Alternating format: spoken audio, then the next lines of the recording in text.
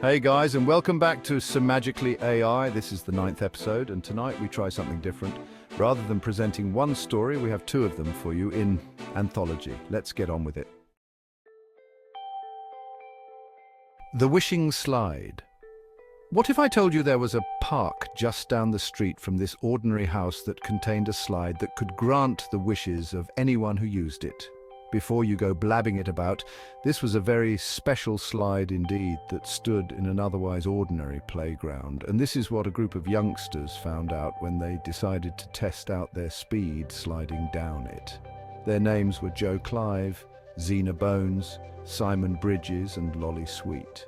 As she sat at the top, she slid down at her top speed, and without thinking, she said she could teleport and found herself standing by the swings.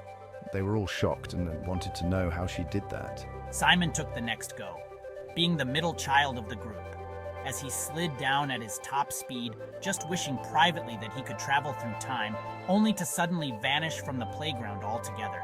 But he was just there at the top of slide. How could he just vanish into thin air? Zena took her go as the second oldest of her group. As she slid down at her top, she said how cool it would be to see through time, and no sooner had she said it, she got a vision of the near future and saw Simon catching up with them as they were walking home at 6:30 that evening before her focus returned to the present as the oldest of group. Joe took his turn. As he slid down at his top speed, he wished he could have an expanded lifespan, but didn't specify how much extra life he wanted. So he was granted an unspecified extension to his lifespan, complete with healing abilities. At 6:30 that evening, as they were walking home, Simon caught up with them, just as Zena had predicted. All four friends discussed the slide and the powers it had given them. As they crossed the road, a motorcycle rushed by, running over Joe, killing him instantly. But not for long, as he regained consciousness and got to his feet, healing from his injuries as they made it to the other side. The slide had granted all of them their wishes. Lolly could now teleport, Simon could now travel through time, Zena could now see into time, and Joe could now live much longer than anyone and heal from his injuries.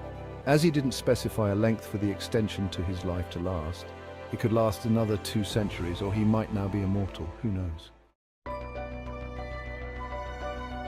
Walk into the future. Ray Jones was a young man who was very happy in his life. He was just starting his career as a history teacher and lived with his loving girlfriend Melinda Cork, who was a junior doctor who had just started her job at the local hospital.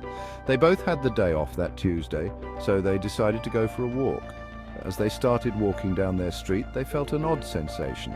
That's when they rounded a corner to see a flying car jetting overhead and found themselves staring at cars that looked like flying saucers parked in landing bays and kids floating around in bubbles. Wondering what was going on, they entered the newsagent to query it, only for the shopkeeper to recognize them despite never having seen them before, or so they thought as they saw the name on the shopkeeper's name tag and realized it was his future self. A middle-aged woman appeared behind the counter and recognized them too. This was the future version of Melinda. They checked the date on the closest newspaper, only to discover that they'd walked through time into the year 2045. They'd traveled 21 years into the future, which freaked them out. That's when 2 teenagers approached them, a boy and a girl. Their names were Leroy and Olivia, their own future children. Deciding they'd seen enough, they finally left the shop and went back the way they came. And sure enough, they returned to their present time of 2024. They decided not to share details of their time travel walk, as nobody would ever believe them.